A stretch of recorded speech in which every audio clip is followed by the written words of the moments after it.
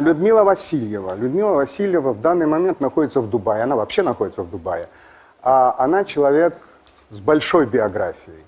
Вот ее мама была очень известным гинекологом в Донецке и в Донецкой области. Людмила не совсем пошла по ее стопам, но пошла по стопам поиска и работы над здоровьем людей. Вот, Людмила Григорьевна, мы тоже подготовили небольшую справку о вас. Людмила Григорівна Васильєва, кандидат медичних наук, керівник клініки холістичної медицини у Дубаї.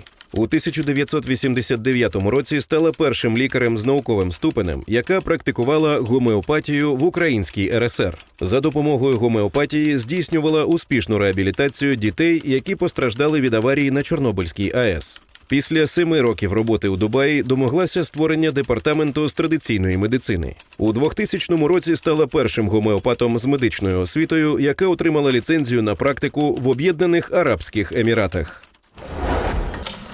То есть Людмила Григорьевна изменила практически 2 законодательства – в Советском Союзе и в Арабских Эмиратах.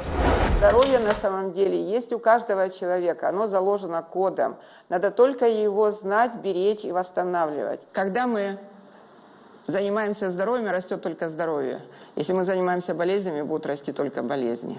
Когда человек, которому платят по болезни, который на самом деле является современным врачом, неважно где, Украина, Европа, Америка, когда доктор современной медицины получает деньги только за болезнь, он, естественно, будет каким угодно образом стараться сделать так, чтобы эта медицина или этот человек или был запуган, или был намного более вовлечен в процесс. Я на самом деле очень обрадовалась тому факту, что большинство ваших слушателей сказали, что все-таки здоровье ответственным должен быть человек.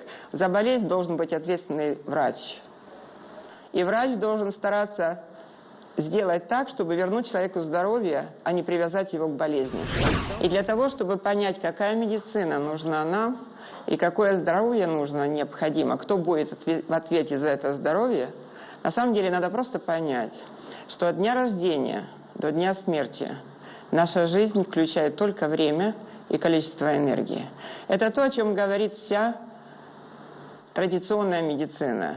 Это аюрведа, это гомеопатия, это иглотерапия, это медицина на самом деле энергии. Потому что жизнь на самом деле это количество энергии в количестве времени. И если мы оцениваем только тело, а современная медицина аллопатическая занимается только телом, и не оцениваем энергию человека, то в любом случае она всегда будет парадоксальна или всегда будет с отрицательным результатом, сколько бы мы ни занимались физическим телом. Сегодняшняя дискуссия должна была на самом деле коснуться здоровья, а она все время крутится вокруг болезней. И это плохо, и это не хватает, и это никогда не будет хватать, если и врач, и люди будут нацелены только на болезнь. Дело ведь в том, что мы на этой планете появились на свет только в связи с тем, что у нас есть код на здоровье. Дело в том, что у нас нет руководства по эксплуатации, как на самом деле не терять здоровье, не начинать болезней, не проявлять болезней. Этим не занимается никто, ни в Америке, ни в Украине. И я бы хотела на самом деле, чтобы Украина была самым первым государством, которое бы на уровне государства создало систему осознанности или хотя бы инициативу о том, что здоровье на самом деле есть у каждого человека, оно заложено кодом. Надо только его знать, беречь и восстанавливать. А жизнь на самом деле складывается из 5 элементов.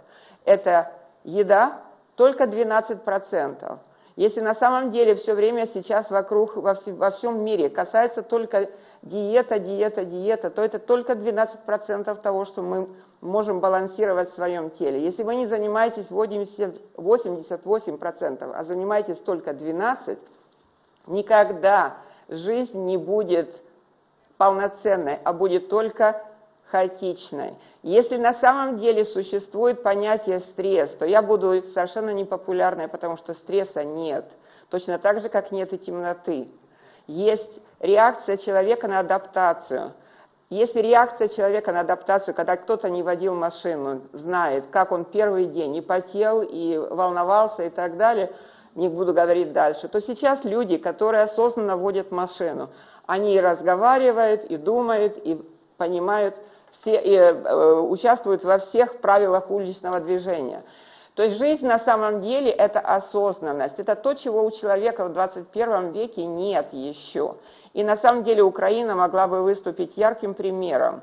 Если на уровне государства был бы принят закон, не закон, а инициатива об осознанности, о развитии осознанности, никто бы из нас, поверьте мне, не хотел бы никому ни болезней, ни страданий, ни разного рода заболеваний, а хотел бы только желания счастья и здоровья каждый Божий день и каждый Божий день рождения.